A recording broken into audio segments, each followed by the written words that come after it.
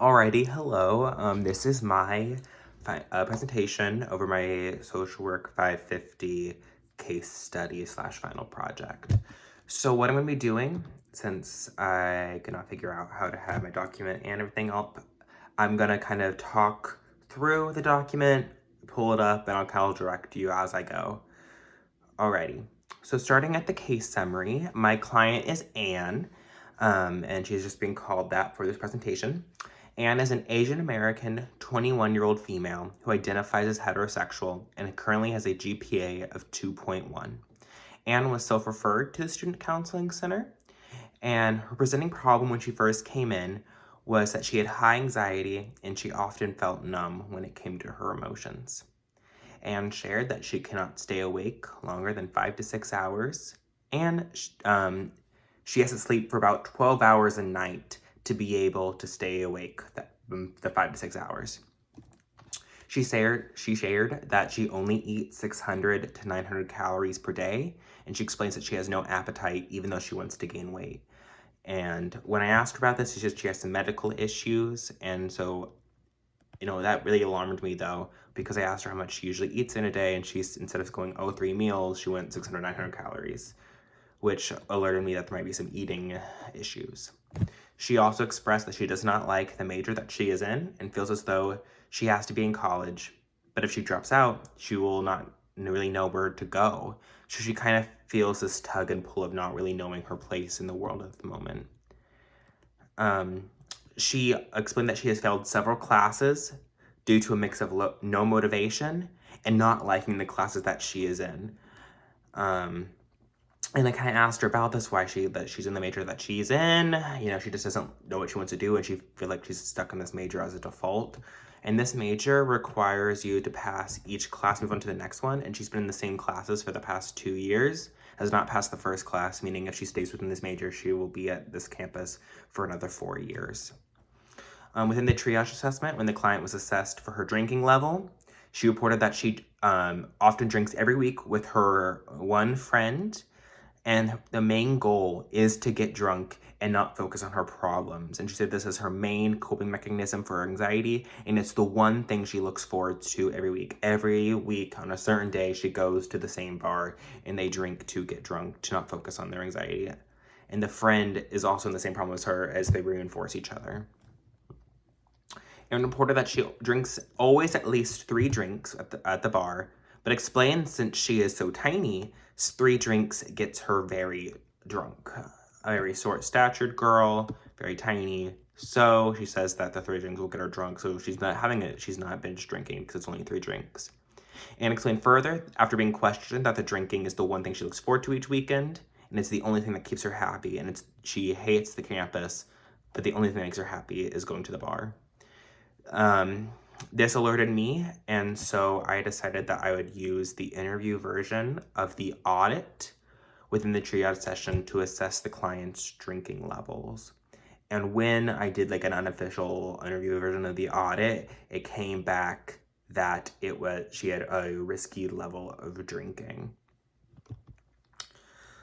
I used person-centered therapy when working with the client to help her achieve her goals for her treatment plan. As I think I mostly use person-centered therapy within my therapy sessions, and it works really well with college students, even with their drinking, helping. The idea of person-centered therapy is the idea that every single person has the capability to change on their own, and I'm trying to help them get to that capability of them changing.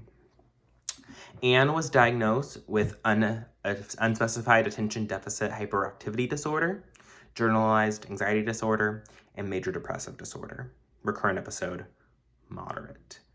Anne identified her main social support is her one friend that she drinks with weekly, and then her 2 brothers who live in San Diego. Anne shared that the last time she was truly happy was when she was 7, before her mom left, and she still lived in San Diego. She explained that her mom left when she was 7, and she has not seen or talked to her in the last 14 years, and she still has no plan to ever reconnect with her and does not want to reconnect with her. And when she was 9, her father and her stepmom moved to Indiana, and she has never truly once felt happy in Indiana. The client identified that her brother in San Diego is her main support, and even though they live in San Diego, she identified that one of her goals is to finish her general study classes and move to San Diego and find out who she truly is and what does she want to do with her life. Main idea of this is her brother also had drinking issues and also had anxiety and depression symptoms, and her older brother helped him. So her idea is that if her older brother helped him, he can help her as well. The instruments that I used is the next section, and the instruments that I used for this assignment was the Alcohol Use Disorders Identification Test, which is the audit, and it's the interview version.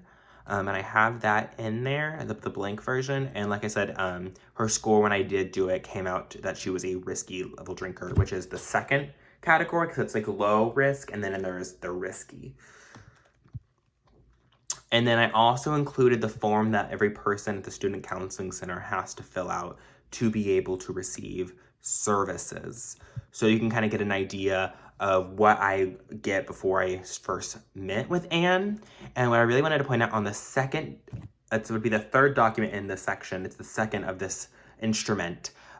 Please, when I consume 4 to 5 drinks in a 24-hour period, she stated seldom, but because she says that she often only drinks 3 drinks, but sometimes she does go to 4 drinks.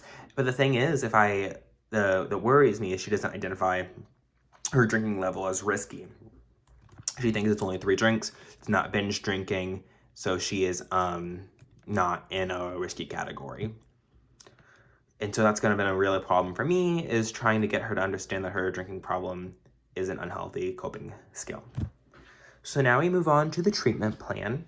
And so like I said, Anne came to the counseling center voluntarily, and because she thinks that individual counseling would benefit her. And she has been to the counseling center before last year, so we matched with the counselor, but she only went one time and then no-showed, and then came back this year and has been with me. With this in mind, though, I wanted her treatment goals to include individual counseling, as she understood that individual counseling was best for her. She did not want to do group counseling. And she said with her ADHD, individual counseling is best with her because I could help her keep her on track and kind of keep her on task. Anne has many barriers for treatment due to her anxiety, depression, and her ADHD. Plus her not having financial support. Her stepfather does not give her any money. She's paying for college through loans, and she currently works a small job to try and so she can pay for food right now and alcohol. She does not have a healthy support system as her best friend on ISU. They kind of reinforce each other in their drinking level. She has unhealthy coping issues, which is her eating and her drinking. Like I said, we cannot distract the fact that she only eats very little every day. And there is some disordered eating in there, as well as her drinking to cope. And her being on the verge of failing out of college. Yes, she's trying to finish her general studies, but she does not go to class. And she doesn't think that college is important for her right now.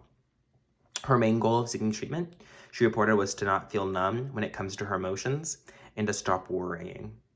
This goal reflects her diagnosis of general anxiety disorder and major depressive disorder. To reach this goal, within individual counseling, the clinician and client are going to create healthy coping skills on how to treat her anxiety and different ways she can help her anxiety without feeling the urge to drink.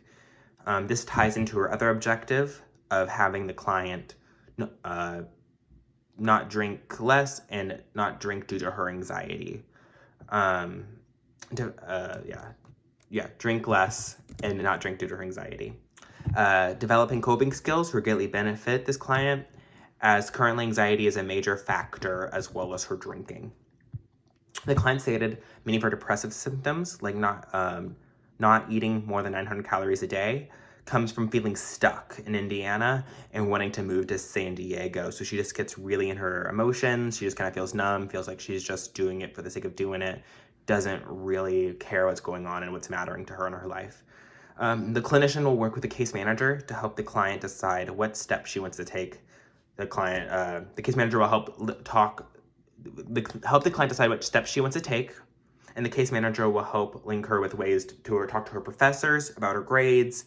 At the counseling center, we often send emails to the case manager saying, their grade doesn't reflect what they should really truly receive. They are dealing with X, Y, and Z. And that way the professor kind of understand what's going on. And so then underneath that is my official treatment plan. So you can kind of see the goals that she has. Like I said, her main goal is that she wants to stop worrying and not feel numb when it comes to her emotions. Her barriers are anxiety, financial support, lack of social support, drinking issues, eating issues, and grades. Her objective, Anne will be able to have a lower rate of anxiety by reporting anxiety is less than 3 out of 10 for the week. Often within my sessions, I ask every person who has anxiety, what was your anxiety like this week? So I can kind of get an idea how bad the week was. Usually it's a 5 or a 6 or a 7, sometimes a 10. And so if I can get it to a 3, which is usually manageable for people with anxiety, then that shows that her anxiety is going to a healthier level and it's something that she can manage. And the target date is May 1st, that is my last day at the counseling center. The next objective is Anna will decide if she needs to stay in school in Indiana or move to San Diego.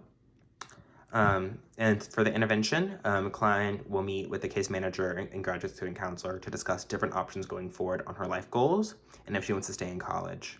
The case manager will discuss options with Anne on how to email her professors about her current grades. And the last objective is Anne will report that she did not drink that week due to her stress level. Because right now, her drinking is her main coping mechanism when it comes to her anxiety and her stress. And her anxiety and stress are very linked, and they're one and the same. The clinician and client, for the intervention, the clinician and client will discuss different coping strategies to implement for Anne so that drinking is not her main coping skill for anxiety. Okay. And then the last section is my evidence-based support document. And so I really wanted to do something that would link person-centered therapy and drinking with college students, because that's really the sweet spot of what this case is. And like I said, I am person-centered Rogerian therapist, social worker. That is who I am. And that's kind of the sessions that I run within the counseling center. And so this one, I'll read the abstract to you so you can kind of understand what this, because it's 18 pages, it's a lot. I won't be able to sum up the full article, but this study is a person-centered approach to identify distinct types of college student drinkers based on predictions of motivational, social learning, and stress, and coping theories of maladaptive drinking. And because it talks about the study that they did, their negative life events, social support, drinking motives, drinking level, and drinking-related problems, and the kind of profile that these people meet. And so I think it's a really interesting one because it matches a lot of what I did, understanding the client's drinking motives, as the motives are a critical individual difference factor that might help to distinguish between more or less problematic drinking profiles. And so my client falls into this risky level of drinking because her drinking motives are becoming a part of her, diagnosis, because her drinking motives are directly linked to her anxiety and her depression. So if we can tackle her drinking motives, her drinking level will go down. But to do that, we have to address her anxiety and her depression. And like I said, person-centered therapy is the idea, pretty much, that every single person has the ability to change. And they have the capability to. They can do it by themselves. But they need that person, me in this case, to help pull that out of them to get them to that point where they feel like they can change. And let me what else is there in this article? Yeah, life events and social support. Something that I wanted to focus on is her family. As like she said, her mom has left her 14 years ago. She did not talk to her. She said her life has gone down and she has not felt happy since her mom left. So that life event is key in understanding, where does anxiety and depression come from? And it could stem in a very psychodynamic way about, her family You know, why did her mom leave? Was there drinking in the family? Is that a genetics thing? That's kind of important to understand, as well as social support. As like the client, like I said, the client social support, her best friend on campus is someone that she goes to the bar and drinks with. And, how does that affect her drinking level? She might not want to drink that week, but will her best friend on campus be like, well, we always go. This is one time I hang out. If I want to hang out with my friend, I have to go drink. And so really understanding the client's social support. And there's a lot of more good key points in that, but I'll leave it at that. If you think, after you write my discussion board for this, you think it's a really good idea, go read through its article. It's a really good article. Alrighty, so I hope you can now give me some options on what I could do with working with Anne in the future. Obviously, I can't work with this client anymore since COVID-19 happened, but, as I'm going to be working with this population similarly in my future job, what would you do in the situation? What would you work on? Alrighty, thank you.